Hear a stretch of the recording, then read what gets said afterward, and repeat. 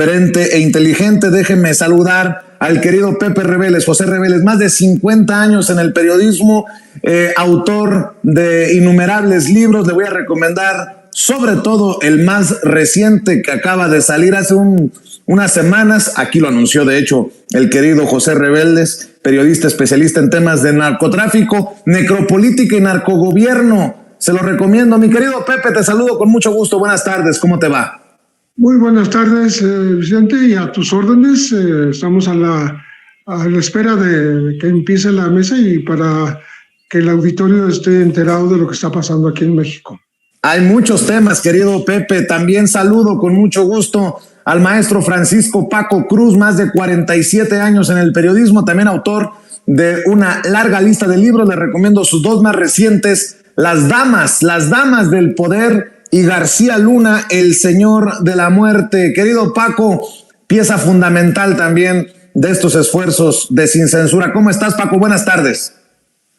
Vicente, ¿cómo te va? Buenas tardes. Un abrazote a Pepe Reveles y por ese libro también, que ya habíamos comentado. A ti, Vicente, y mira, nada más déjame decirte, a partir de seguramente este fin de semana va a empezar a circular la primera reimpresión en libro de bolsillo, en booklet, de Las Damas del Poder. Es decir, la demanda ha sido tal que decidimos con la editorial lanzar una reimpresión de booklet. Ya después hablaremos cuántos, que son una buena cantidad de tiraje. Va a empezar a llegar a las librerías seguramente el fin de semana, porque hasta ayer llegamos al acuerdo, pero ya va a estar disponible el libro de bolsillo de Las Damas del Poder, Vicente. Y sí tienes razón, Pepe, y tienes razón tú. Temas hay, Vicente, pero para echar para arriba, ¿eh? Así es, mi querido Paco. Ya iremos abordando con también el abogado César Gutiérrez Priego, gran amigo, abogado especialista en derecho penal, derecho militar, seguridad nacional y el terror, otro terror de la fachiza en la X, antes Twitter. Querido César, ¿cómo estás? Buenas tardes. Muy bien, Vicente, con el placer de estar aquí con Pepe y con Paco, como siempre. Es un placer escucharlos y poder compartir con ellos. A ver, déjenme iniciar con este tema. Entrevistábamos a Mike Vigil aquí en Sin Censura. Él se sostiene que estos periodistas lo están haciendo para vender libros.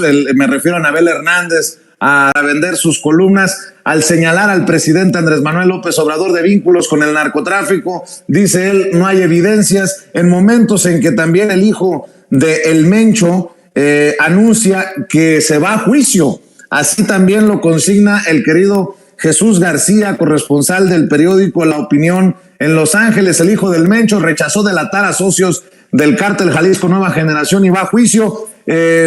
Bueno, pues no sé si por ahí estuvieron al pendiente también de las declaraciones de Mike Vigil. Creo que en los últimos días ha sido tema en las mesas contigo, Pepe, contigo, Paco, contigo, César. Y bueno, pues ya se ha sostenido nuevamente aquí en Sin Censura, en sus dichos, en momentos en que el presidente también rescata sus declaraciones, algunas de sus declaraciones en la mañanera.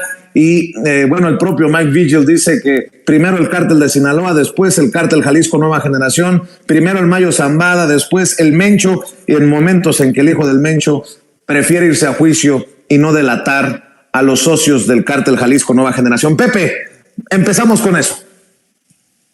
Sí, me parece que lo que está diciendo pues viejo colaborador de la DEA y que conoce muy bien las entrañas de este organismo estadounidense que tiene averiguaciones en todos los países, se mete en todos lados, mete las narices en donde es necesario y a veces donde no lo es, pero que finalmente conoce muy bien las entrañas de las líneas que sigue de investigación, y dice que no le consta que se haya siquiera mencionado la posibilidad de este nexo con el narco o estas dádivas, estas entregas de capital por parte del cártel de Sinaloa a la campaña de Andrés Manuel López Obrador allá en 2006. En efecto, cuando uno lee, yo lo estoy haciendo, estoy por terminar, el libro, por ejemplo, de Anabel Hernández, La Historia Secreta, AMLO y el cártel de Sinaloa, lo que uno se percata es que hay mucha recurrencia a los testigos anónimos.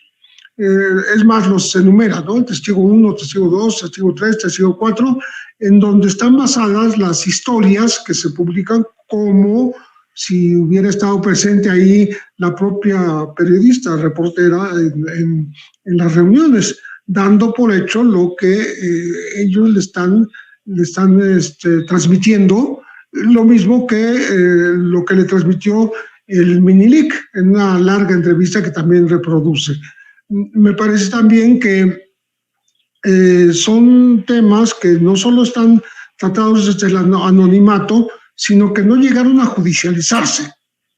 Es decir, no hay una evidencia judicial de que esto se llevó ante un grupo investigador, ante la Procuraduría misma de los Estados Unidos, la Fiscalía o las instancias de una corte, sino que todo quedó en el ámbito de los dichos, en el ámbito de las declaraciones y confesiones particulares, pero no está incorporado en una investigación formal que haya perdurado, ya estamos hablando de 18 años, ¿no?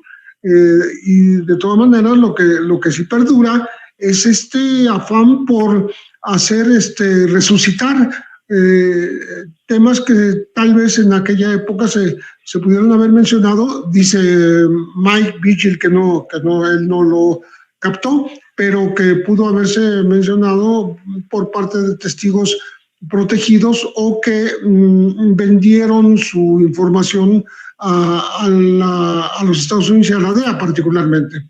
Me llama la atención que uno que mintió en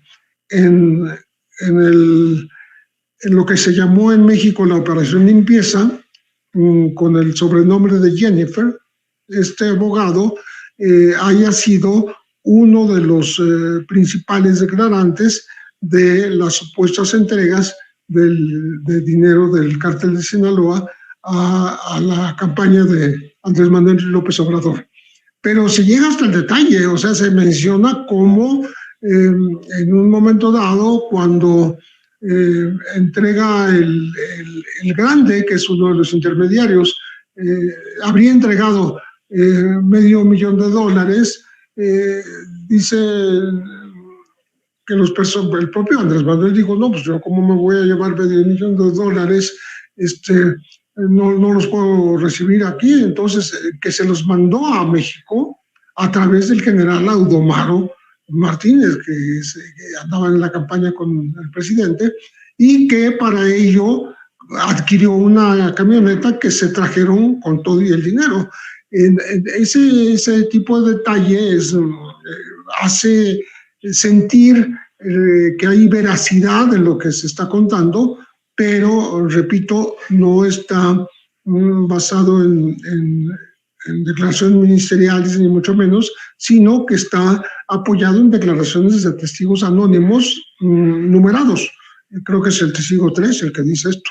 Entonces, creo que han proliferado y seguirán saliendo en tiempos electorales textos que, como dice Vigil, pues lo que quieren es vender muchos ejemplares de libros, y lo que quieren es consolidar una supuesta fama a costa de cuestiones que no están debidamente corroboradas, confrontadas con los hechos, con situaciones específicas que puedan mencionarse como dato duro, ¿no? Falta el dato duro. Mico, también escucho tus comentarios en este arranque de la mesa de seguridad aquí en Sin Censura. Vicente, mira, hay varias cosas. Primero, lo que hace Anabel es escribir una novela, pero uno lo puede especificar, ¿sí? Uno puede declarar, pues es una novela, y lo que hace es escribir una novela, y está bien, uno tiene derecho a escribir sus fantasías, y tiene derecho, pero en cuestión de periodismo, mira, Pepe ha sido un periodista, pues, con mucha mayor experiencia que yo, con una mayor trayectoria incluso que la mía. Yo lo comento en ocasiones, yo todavía guardo en mis expedientes personales notas de Pepe del número 2 de la revista Proceso. Fíjate, ya era mi ídolo Pepe, y él sabe, por el prestigio que tiene, que el periodismo no puede ser nunca un acto de fe, Vicente. El periodismo es un oficio, una profesión, como la quieran ver, de pruebas. Si decimos algo, lo tenemos que probar. Si escribimos artículos de opinión, pues podemos aclararlo. Es un artículo de opinión y punto. Ya ahí, esto es lo que opino, pero también tiene que haber cierto rigor, tiene que haber pruebas, tiene que haber ciertas cosas. No.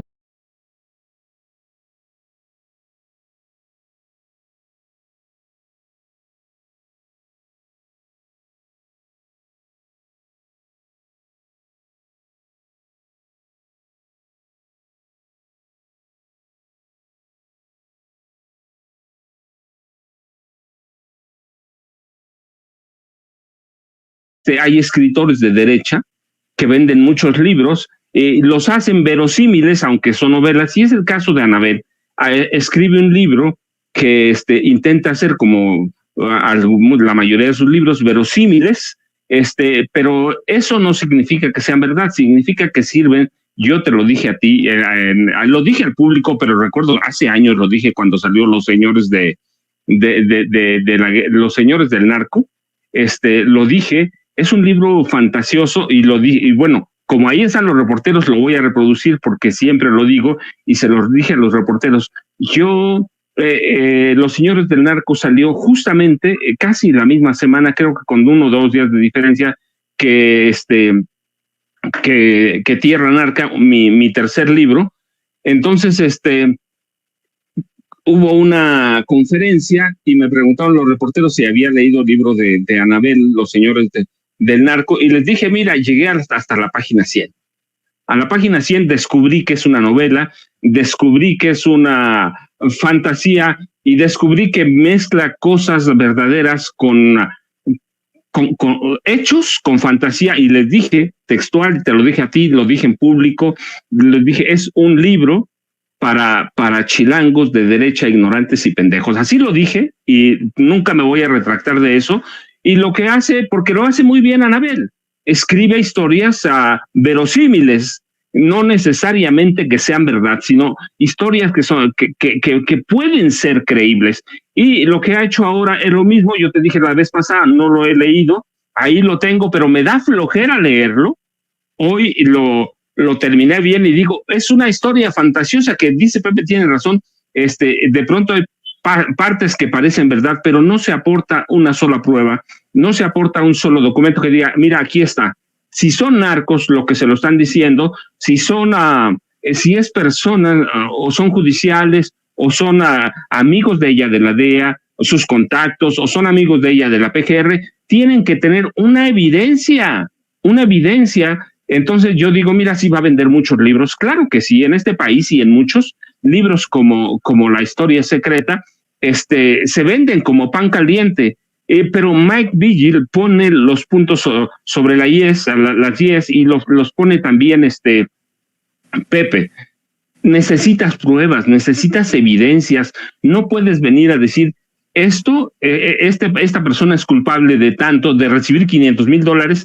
Lo puedes contar bonito, porque tenemos grandes novelistas también que cuentan bonito, pero una cosa es contarlo y hacerlo verosímil y otra cosa es presentar pruebas. Eso es por el lado del libro de Anabel que ya habíamos platicado. Yo lo que insisto es que hay en México, como en muchos países, personajes que se metieron tanto a la información de la DEA que terminaron sirviendo a la DEA. Periodistas en general terminaron sirviendo a la DEA consciente o inconscientemente. ¿Por qué? Porque una vez, no que recibes una información leve así, sino que te haces cliente de ellos y publicas lo que sea, pues terminas sirviendo a la DEA que, insisto, desde más o menos 1989 lo tengo registrado, la DEA se convirtió en una corporación de inteligencia, una corporación de espionaje, y poco a poco empezó a corromperse, y en 2021, 2022, la DEA en México estaba metida en la corrupción, pero hasta las manitas, toda la DEA. toda la DEA, recibían dinero de los capos, trabajaban para los abogados de los capos. Ahí está el informe que en 2020-2021 coordinó u ordenó la DEA. Recibían sobornos en especie de los abogados de los capos, se los llevaban a Miami. La esposa de uno de los coordinadores generales trabajaba para los abogados de los capos. Así que para mí la DEA de pronto se convirtió en un espectáculo en el que también debemos profesar una especie de fe, Vicente. Debemos creerle solo porque es la DEA. Yo digo, no, espérate, hay que confrontar los datos, los informes. Nicolás Palmeri muestra su destitución como coordinador regional de la DEA de Canadá hasta Tierra del Fuego, que es necesario que también confrontemos a la DEA, que no es el organismo, la corporación perfecta y pura, es una corporación que se corrompió hace mucho, y lo dice Mike Vigil, se refritió su informe de 2024, le pone otras cositas, pero se lo refritó, lo copió, es decir, cosas que ya existían. No aporta nada nuevo el informe de la DEA, y nosotros, por todo lo que ha pasado y la corrupción en la que se sumió la DEA, que lo descubren ellos, no nosotros, ¿sí? Que lo plasman en un informe y que dan a Nicolás Palmeri como una red de corrupción de los agentes de la DEA en toda América Latina, desde de Canadá hasta toda América Latina. Pues es necesario que confrontemos a la DEA, que la investiguemos como investigamos cualquier declaración aquí. Lo otro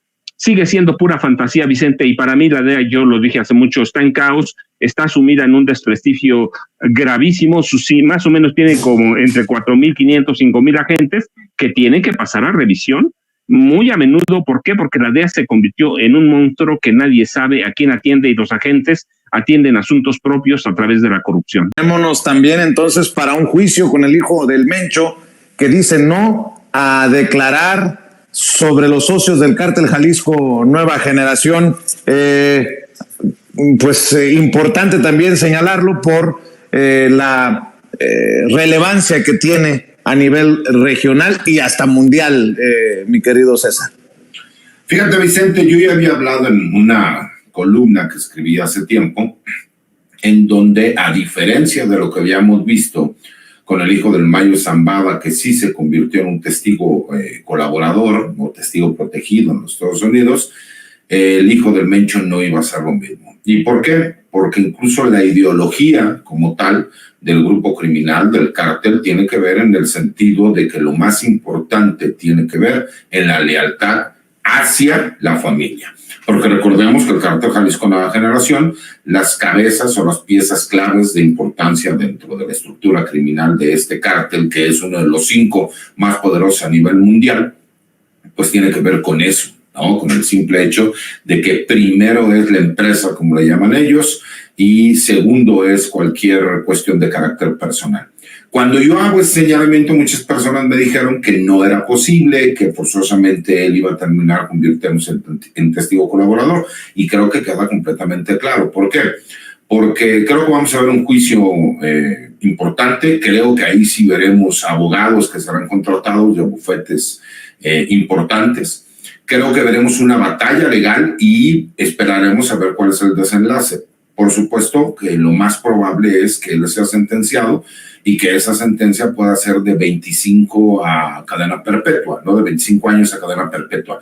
Pero es el riesgo que ellos tomaron desde el día 1 en que tomaron la decisión que querían manejarse dentro de esta empresa criminal por los mismos lazos consanguíneos que existen de familia, ¿no? Porque imagínate cómo quedaría el Mencho, el señor de los gallos, aunque algunos dicen que ya falleció y que obviamente pues, es una cuestión completamente ficticia. Yo creo que son como las fuentes que hay en Palacio Nacional, ¿no?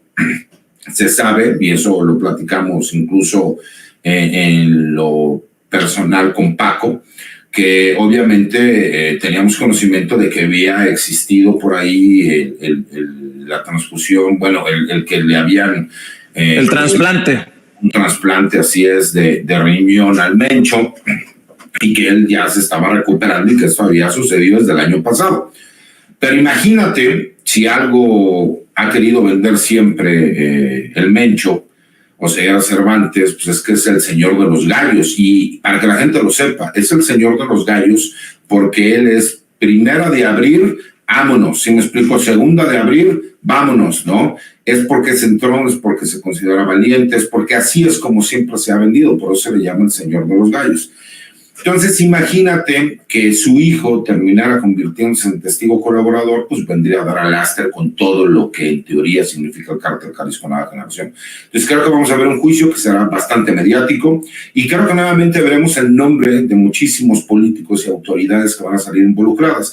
Creo que eso será importante para todos nosotros porque podremos entender un poco más lo que sucedió en el juicio de García Luna, de lo que buscaban para generar Cienfuegos, lo que fue en su momento el hijo del Chapo, y cómo veremos coincidencias en muchos de estos personajes que incluso al día de hoy no han sido tocados ni con el pétalo de una rosa por las autoridades mexicanas. Por cierto, también en la mañanera hoy se exhibió al juez que ha favorecido al prófugo de Francisco García Cabeza de Vaca. El subsecretario de Seguridad y Protección Ciudadana, el general Luis Rodríguez Bucio, dio a conocer en su informe de Cero Impunidad que el juez séptimo de distrito en Tamaulipas, Juan Fernando Alvarado López, benefició de forma muy cochina al infame exgobernador panista de Tamaulipas, Francisco García Cabeza de Vaca, acusado formalmente de defraudación fiscal, delincuencia organizada y operaciones con recursos de procedencia ilícita. Sigue la mata dando desde el Poder Judicial y estas decisiones que podríamos entenderlas como no del interés de la gente de a pie, mi querido Pepe Reveles. Muy bien, me voy a tomar un minutito para una cosa que se me pasó decir. Hoy sale una versión muy difícil de confirmar, pero de que habría muerto el Mencho de insuficiencia renal. Cuando en meses anteriores lo que salió es que él había conseguido un trasplante y andaba sanísimo, ¿no? Pero hoy se publica en un periódico de Yucatán, en el Sol de Yucatán, una versión que parece que avala Ricardo Ravelo. Pero de todas maneras lo dejo ahí para que se sepa que ya se soltó este rumor. Y por el otro lado, nada más en cuanto al Menchito, está siguiendo un camino muy difícil, como ya lo dijo el abogado César, como que no lo va a llevar a ningún buen lugar porque desgraciadamente puede recibir la cadena perpetua. Y el antecedente que mencionaba el licenciado, justamente el del Vicentillo, el hijo de Zambada, del Mayo Zambada, Vicente Zambada Nibla, es que llegó a un acuerdo con las autoridades, se convirtió en testigo colaborador, entregó 1.800 millones de dólares, me parece, o una cantidad fabulosa de dinero, y se le acortó una condena administrativa porque no hubo proceso a apenas unos 14 años. Entonces,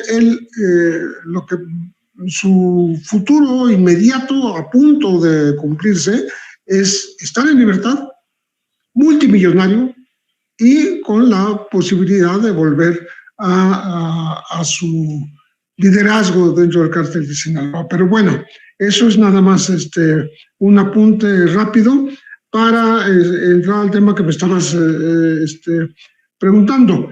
Me parece que este juez, Juan Fernando Alvarado López, juez séptimo de distrito de Tamaulipas, estuvo en la línea de estos integrantes del Poder Judicial que benefician a los poderosos, porque lo mismo se ha beneficiado justamente a un hermano del Mencho, por ejemplo, diciendo que no hubo todo el respeto a los procedimientos para capturarlo y quedó libre siendo un conocidísimo operador financiero del cártel que dirige su hermano. Esto ocurrió hace muy poquito, hace un par de semanas. Este tipo de jueces que dan criterios diferentes que lo que hacen es evitar la prisión oficiosa, diciendo que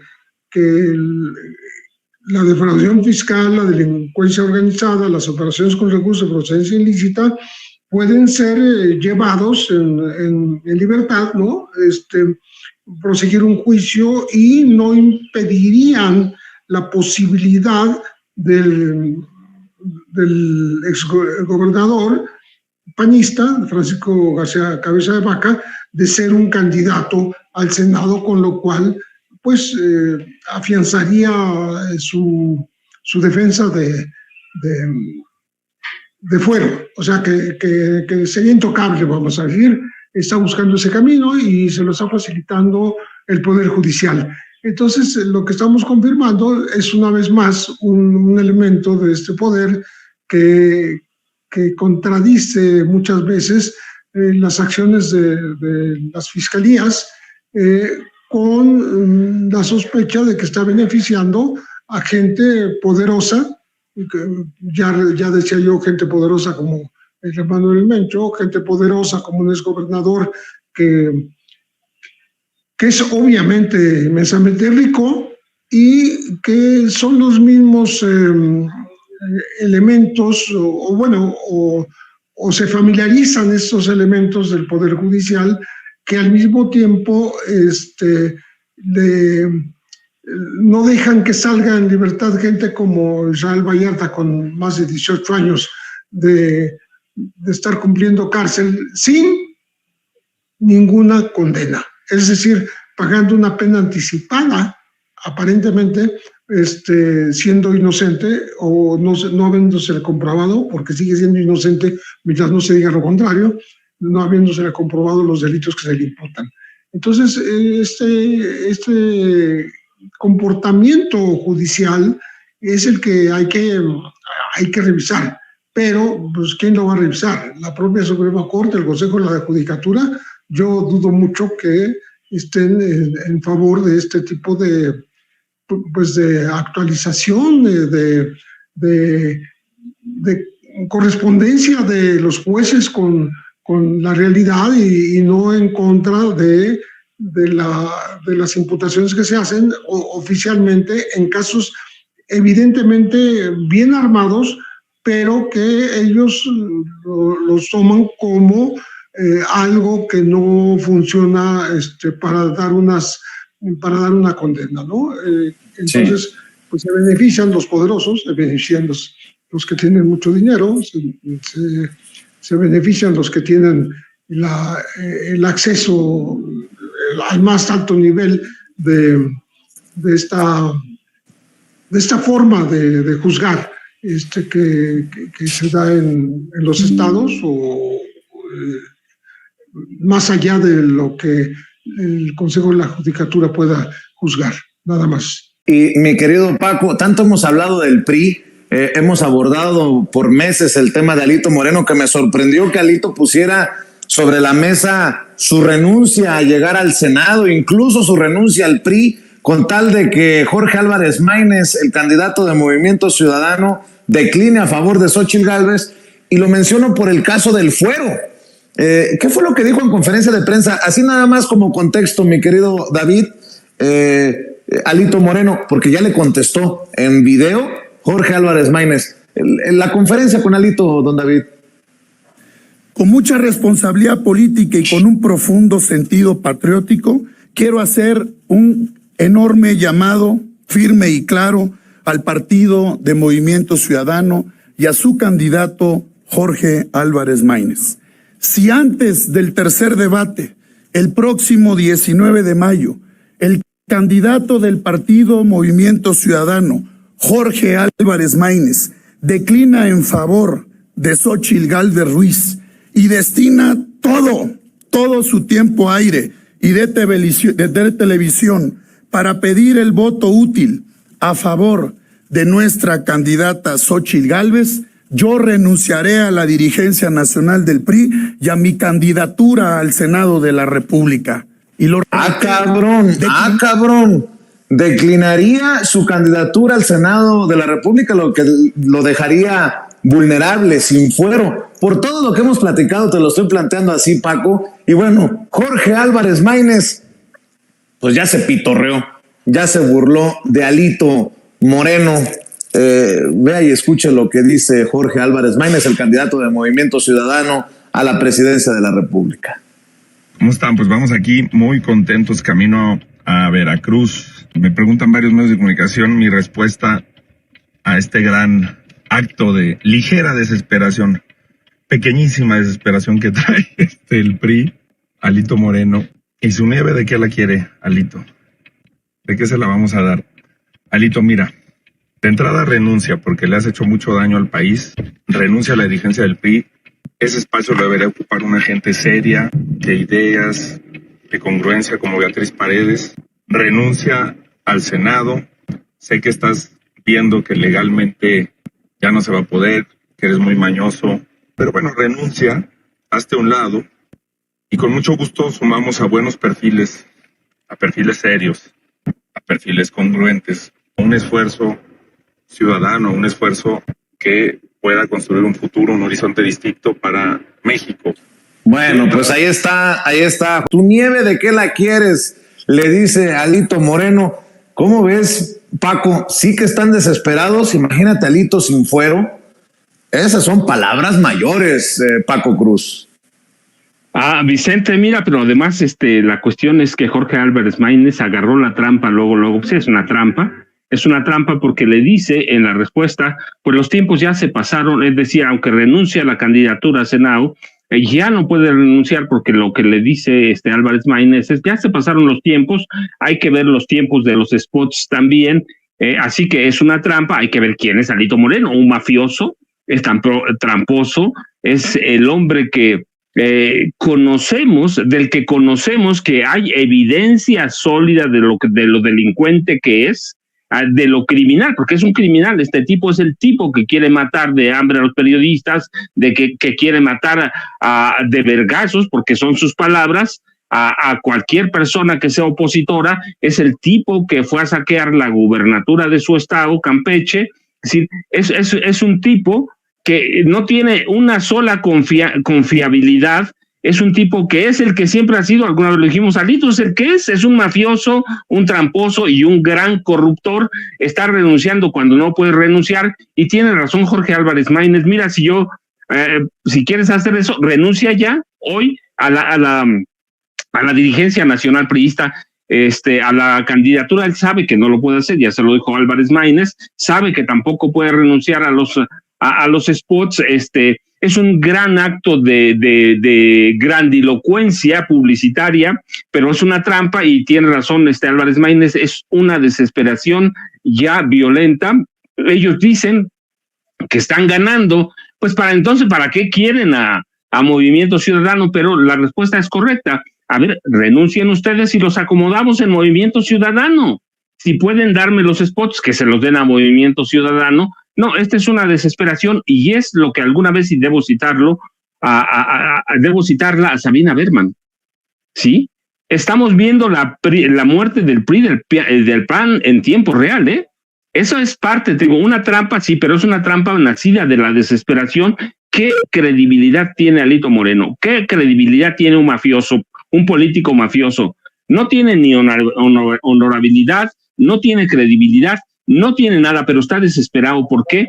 Porque sabe, y esto es un indicio de que no solo van a perder la presidencia de la República, por más que digan que están arriba, sino que incluso pueden perder el Congreso de la Unión. Este es un llamado de la desesperación, de la trampa en la que se metieron ellos mismos, de no haber sabido hacer nada. Pero, pues mira, la respuesta es, pues renuncia ya y los incorporamos a Movimiento Ciudadano. Pero lo que estamos viendo es, yo insisto que estas son pequeñas claves que nos dicen que el PRI ya sabe, que en sus encuestas internas saben que van a perder la presidencia, pero ahora no solo la presidencia, sino las gubernaturas. Saben que están perdidos en la Ciudad de México y saben que están perdiendo en el Congreso de la Unión. Ese es en realidad a cómo debemos interpretar esta este llamado desesperado de Alejandro Moreno Cárdenas, yo diría del capo Alejandro Moreno Cárdenas, que representa todos los vicios históricos del PRI, así que está haciendo un llamado de capo, está rodeado de otros capos priistas también, ahí los vemos atrás de él.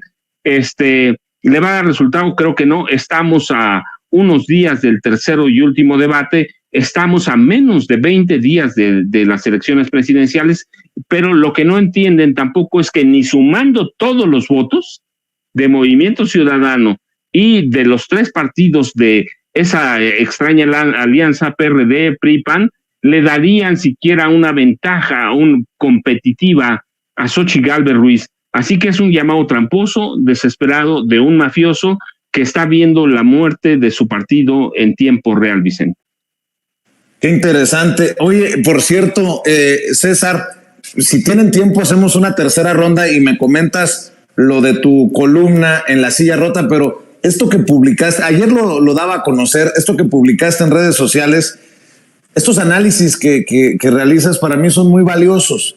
Retomabas las declaraciones del calderonista Roberto Gil Suart, el ex asesor o abogado de Cabeza de Vaca, precisamente, el exgobernador panista de Tamaulipas con Ciro Gómez Leiva, y dices que queda evidenciada la estrategia de la oposición, crear una narrativa de que la Ciudad de México, el estado de Veracruz, Puebla, serán ganados por la oposición, ya que todos los esfuerzos, propaganda y dinero se irán a esas candidaturas, ya que saben que la presidencia de la República la tienen perdida. Ya no hablan de estados como Morelos con la debacle de Lucía Mesa ante los escándalos de sus colaboradores, lo que deja tranquila a Margarita González Arabia, o Tabasco y Chiapas, que se ganarán por Morena de forma holgada.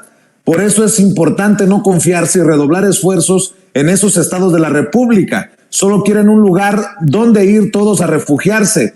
No les demos esa oportunidad. Por último, le apuesto a Roberto Gil Suart que Claudia Sheinbaum tendrá más de 30 millones de votos, que diga qué quiere apostar, ya que es muy fácil hablar sin datos duros. Si se anima, le apuesto lo que quiera, o a lo mejor es como su amigo el Saco de Pus, que solo le gusta andar de hablador. Qué bueno que mencionas esto en momentos en que Xochitl Gálvez se reúne con magistrados del Tribunal Electoral del Poder Judicial de la Federación, lo que nos hace mal pensar. Van a llevar por ese camino, y conste que lo hemos advertido aquí ya por semanas, César, van a llevar por ese camino legal, van a querer judicializar contiendas como Puebla, como Morelos, como la Ciudad de México, donde lo decidan, porque la federal ya la ven perdida. También lo entiendo así con las declaraciones de Claudio X González hoy en Atypical TV de Alarraqui, mi querido César. Sí, así es, Vicente. Mira, no hay que ser un genio para darnos cuenta por dónde van, ¿no? Ya tenemos unos cuantos años, aunque nos veamos un poco más jóvenes, pero ya estamos viejones. Entonces ya aprendimos cómo son, ¿no?, de cínicos los políticos. Cuando tú escuchas el análisis y la narrativa que empiezan a crear, es que por supuesto ellos saben que la contienda federal está perdida, pero lo saben desde hace tiempo. Entonces tratan de crear narrativa respecto a ciertos puntos en donde la distancia no sea tan grande. Y yo les decía, a ver, olvídense de las rencillas, porque la única forma en que se pudiera perder la Ciudad de México es que la gente al interior de Morena se peleara. Entonces no les damos oportunidad. Lo mismo pasa en el estado de Veracruz, lo mismo pasa en el estado de Puebla. Morelos, que en su momento también era un estado que estuvieron ellos manejando esa posibilidad. La realidad es que con todos estos escándalos que ha pasado con el círculo interno de Lucía Mesa, pues solamente hizo que Margarita Sarabia retomara el buen curso que llevaba para la votación. Pero cuando tú analizas esto, también te das cuenta que están preparando una batalla legal para en esos estados en específico tratar de pelearlas. Y desafortunadamente nos hemos dado cuenta que el Poder Judicial y el Tribunal Electoral ha sido muy condescendiente con las solicitudes y las peticiones que hace la oposición, y no tanto así con Morena. Entonces, tenemos que ir cuidando, y acuérdate, yo siempre le he dicho a mis clientes y a mis hijos algo. ¿Cuándo construyó Noé el arca? antes del diluvio, no cuando llegue el diluvio, porque entonces ya no te da tiempo. Tenemos que ir previniendo todas esas situaciones que están más que obvias. ¿Para qué? Para que el día de mañana no sea una sorpresa, porque ellos saben que la única forma de terminar negociando puestos, porque ya lo sabemos, mira, gracias a Dios, lo importante de estas elecciones que han sido completamente distintas a las que conocimos, a lo mejor por tener esta amplia gama y posibilidades de medios de comunicación alternos como el tuyo, en donde la gente se puede enterar de lo que sucede, es por los famosos acuerdos que hacían en lo oscurito, ¿no? El PRI y el PAN, en donde decían, bueno, pues tú vas a ser el bueno, pero yo quiero tantas notarías, tantas oficinas de recaudación, tantas universidades, tantas escuelas, porque ellos lo que van es por el dinero, Vicente. Eso es lo que ellos quieren y están buscando un lugar, porque ellos creen tener posibilidades en estos 3 estados que menciono. Y obviamente pues ellos tratarán de buscar un lugar a donde ir a trincherarse, porque lo que quieren es recursos, porque saben que si no van a tender a desaparecer. Porque es muy fácil, ¿no? Y es lo que yo le decía a la gente, es muy fácil poder salir y hablar de pues realmente una idea completamente fuera de la realidad, en donde vas a construir 3 líneas del metro, en donde le vas a dar vivienda a todas las personas, en donde vas a crear seguridad perimetral por medio de cuadrantes y mini cuadrantes, y que digas que existen 15,000 cámaras cuando hay más de 72,000 en la Ciudad de México, significa que no sabes ni conoces de los temas, pero no importa porque prometer no empobrece, ¿no? Entonces, cuando tú analizas esto que está sucediendo, aquí lo importante es pues, el paso que sigue. Y el paso que sigue es cerrar filas. Creo que lo están empezando a hacer. Pudimos ver cómo incluso Clara Brugada se ve muy bien, se ve sobria en el tercer debate. Creo que en el segundo se vio un poco nerviosa. Creo que supo vender muy bien la posición. Un Taboada muy agresivo, lo cual no agradó mucho a la gente. Y sale abiertamente a decir, para mí mis asesores en seguridad serán Marcelo Ebrard, Omar García Harfuch y Ernestina Godoy. Y a lo mejor a los puros de Morena no les agradó mucho, pero es momento de sumar. ¿Por qué? Porque nos guste o no, Omar García Harfuch sabe de seguridad y sabe mucho. Ernestina Godoy trabajó y cooperó para que se pudieran obtener muchos logros en contra de la seguridad en la Ciudad de México. Y nos guste o no, Marcelo Ebrard también es una persona que conoce de seguridad. Entonces creo que es importante que podamos hacer los análisis de forma realista, pero entendiendo qué es lo que buscan, ¿no? Imagínate, y yo lo digo, ya salió abiertamente el PAN, por medio de Santiago Taboada, a decir que lo que quiere es privatizar el agua, quiere hacer más caro el transporte para las personas que viven más lejos, quiere hacer negocio con lo que ya se hace, y el problema es que hay un grupo grande en la Ciudad de México y área conurbada con el Estado de México que simple y sencillamente no les importa lo que ofrezca Morena, porque sí tienen que ver con una ideología de clase social, que además no tiene nada que ver con la parte económica, porque hay muchísima gente que tiene muchos más recursos, pero ellos se consideran superiores a aquellas personas que puedan tener más recursos. Son esos famosos fifís de fantasía, ¿no? Entonces, desafortunadamente hay un electorado que va a seguir siendo muy fiel a la derecha y más a la ultraderecha de este país. Veremos incluso candidaturas como la de Margarita la esposa del presidente Calderón, Margarita Zavala, perdón, se me fue el nombre de ser muy coda, de Margarita Zavala, que te aseguro que sin hacer campaña ni ir a los debates va a ganar, porque tiene que ver con un status quo. Y ahí es el problema donde no vas a poder cambiar esa ideología, ¿no? Porque es muy fácil prometer, pero las realidades ahí están.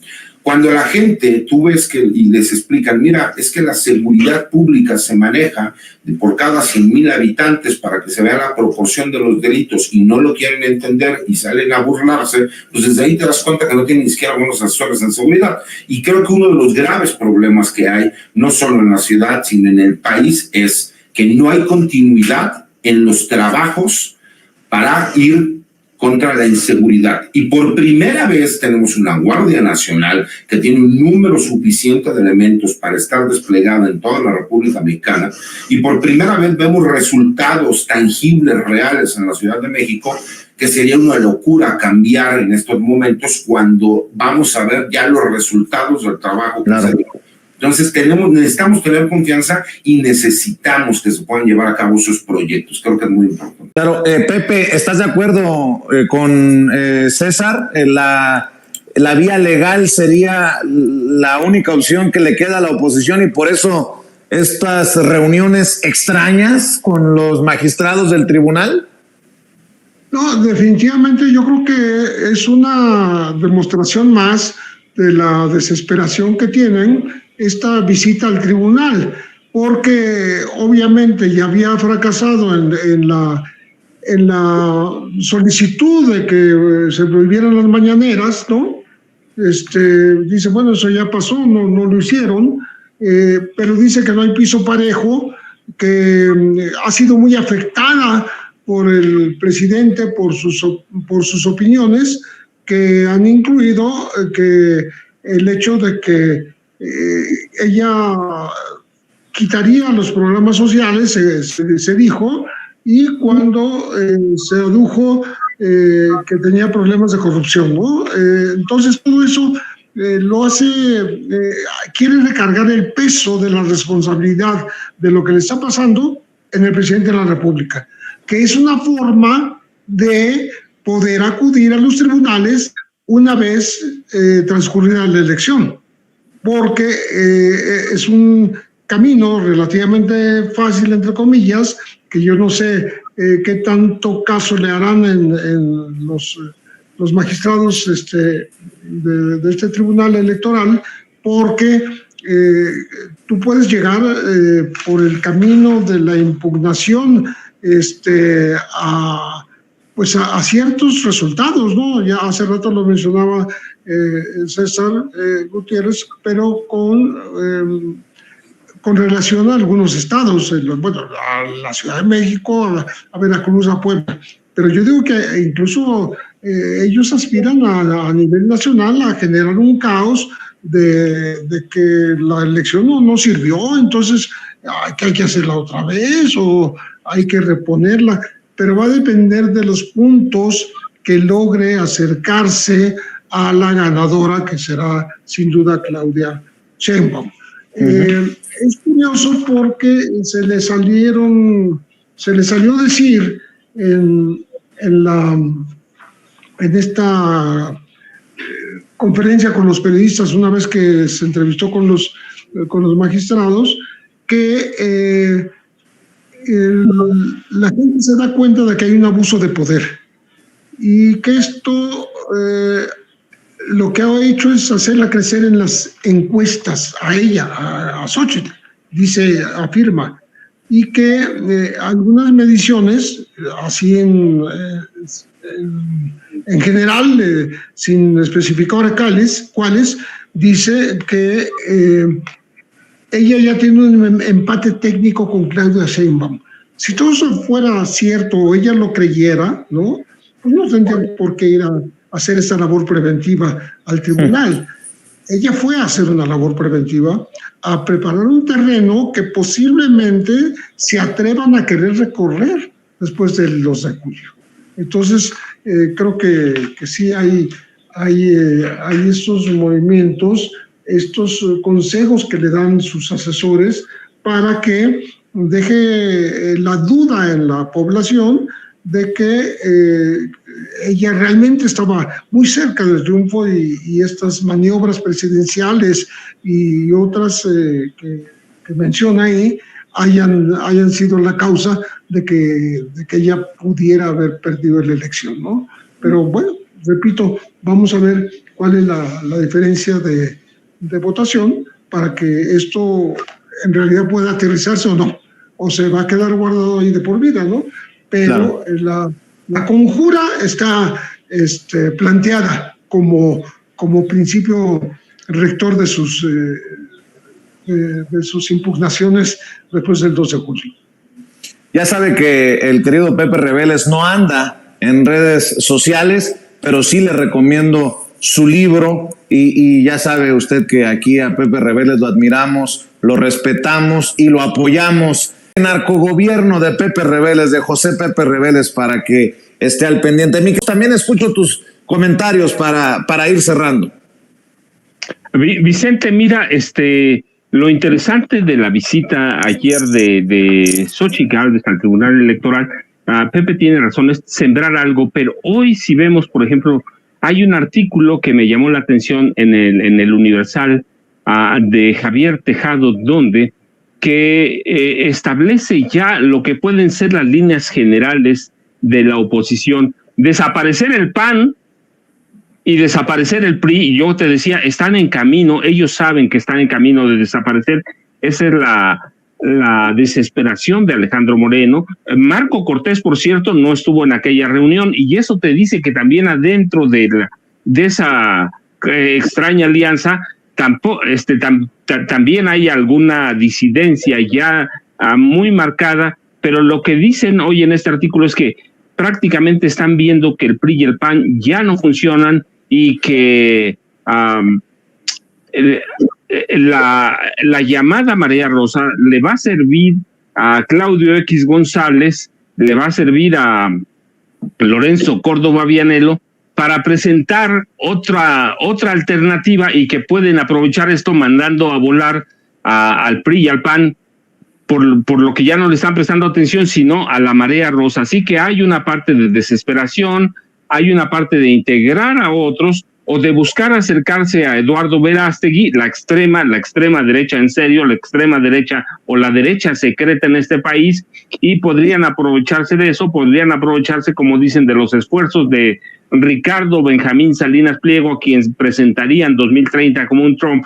Yo decía, lo presentarían, sí, pero también está Colosito Jr., que tiene una posición muy ambivalente, muy extraña, pero también de derecha, sin acercarse a la extrema derecha, pero sí de derecha. Entonces todo esto marca ya lo que puede ser la recta final del proceso electoral. El 29 deben terminar los actos de campaña, el 19 es el tercero y último de los debates, la elección es el día 2, pero ya están marcando, Pepe lo decía, tienen ahí un proceso que pueden iniciar después de la elección, tienen ya la mira que podrían formar un nuevo partido político y deshacerse del PAN y del PRI, y esa es la desesperación de Alito y de otros dirigentes panistas y priistas. Y el licenciado Gutiérrez Priego tiene razón, si Morena no cierra filas, no aprieta el paso, va la oposición a tratar de aprovechar la Ciudad de México y algunos estados para, pues por lo menos para tener un refugio político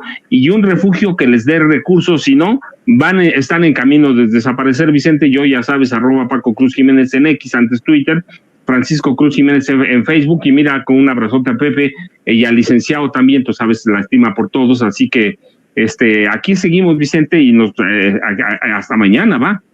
César Gutiérrez Priego, no sé si puedas comentarnos, quieras abundar en esto o comentarnos sobre tu columna que publicas precisamente en La Silla Rota. Lo abordabas muy por encimita en la pasada participación. La visión de seguridad no puede cambiar cada 6 años. Cada presidente ha tratado de implementar su propia estrategia para crear una institución que considera será su legado al dejar el poder. Qué tema tan interesante, mi querido César. Mira, Vicente, trato de hacer como que un pequeño resumen y le explico a la gente, ¿no? Tuvimos un gobierno de más de 70 años del PRI, en donde el PRI era todo. Era la presidencia de la República, todos los estados de la República y todos los municipios. Entonces había como que un orden jerárquico, y además teníamos un sistema judicial distinto, ¿no? Que supuestamente era mixto, pero realmente era inquisitivo. ¿Qué significa esto? Que si la autoridad te acusaba de haber cometido un delito, tú eras quien tenías que demostrar que no lo habías cometido, y eso podía tardar años. Y cuando había un delito, por ejemplo, que era importante para la federación, pues llegaban las autoridades federales por medio de la Dirección Federal de Seguridad en aquel entonces, o de la extinta Policía Judicial Federal, y ellos se encargaban de la investigación y veían todo lo demás. Pero recordemos que a finales de los 70, principios de los 80, se inician los diputados plurinominales y realmente empieza a haber cambios de gobierno en los diferentes municipios y estados de la República por ahí de los años 90, finales de los 80, principios y mediados de los 90.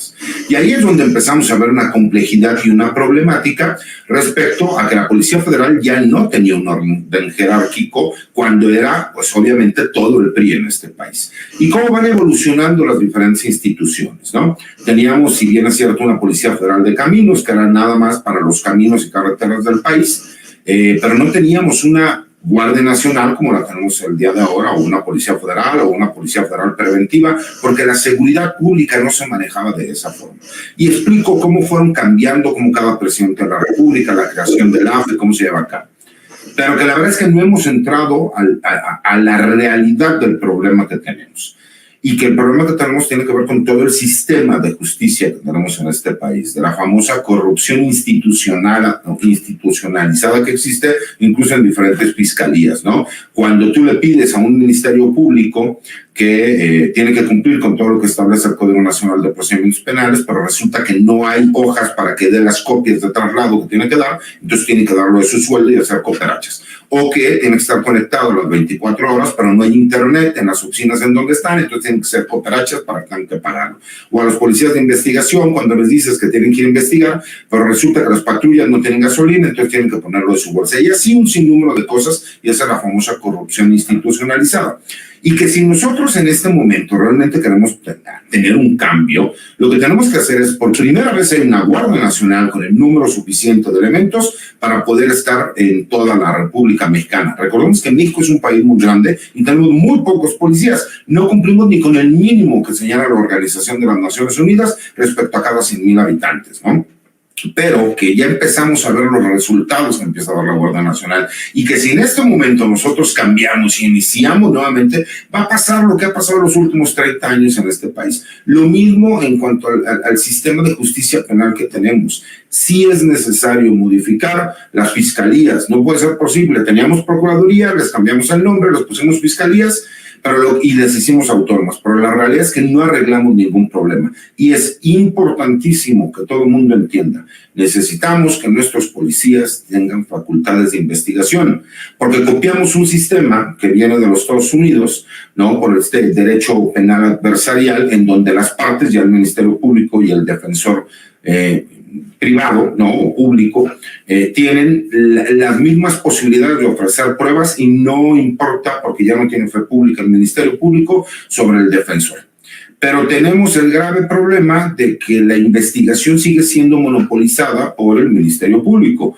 Cuando las policías, ¿y cuál es la diferencia con los Estados Unidos? Todo el mundo ha visto alguna serie de La Ley y el Orden, o la que ustedes me quieran llamar. Y ven que los policías hacen investigaciones y llegan con los fiscales y les dicen, esto es lo que tengo, podemos ir a juicio, y el fiscal le dice si pueden ir o no pueden ir a juicio. En México los policías, salvo honrosas excepciones de algunos estados y municipios de la República, no tienen facultades de investigación porque son pertenecientes a la seguridad pública. Quienes tienen facultades de investigación son los policías, ¿no?, ministeriales, o los policías de investigación de las fiscalías. Y ahí es donde rompimos con este sistema, que además nuestro sistema es un sistema de leyes que prioriza la ley sobre la justicia. Entonces creo que es muy importante, creo que a la gente le puede gustar, creo que es muy interesante, y creo que es un tema que deberían de abordar realmente los políticos, y que en este último debate creo que varios de estos puntos serán tocados. Claro que sí, mi querido César Gutiérrez Priego, ¿en dónde te apoya la gente que está viendo Sin Censura en redes sociales y tus columnas? Mira, la red social que más utilizo y que yo personalmente manejo es X, anteriormente Twitter, que es @CésarGutiPri. He estado subiendo algunas videocolumnas, ¿no?, al blog de información de Seguridad Nacional Campo Marte, y obviamente a mi página de internet que se llama César Gutiérrez Priego. Y obviamente todos los martes en las participaciones que tenemos aquí con los compañeros, con Paco y con Pepe, que lo cual es un placer poder estar con ellos, y pues, un saludo a todas las personas que nos ven, un abrazo a ti, mi querido Vicente. Claro que sí, el abogado César Gutiérrez Priego, los maestros Francisco Paco Cruz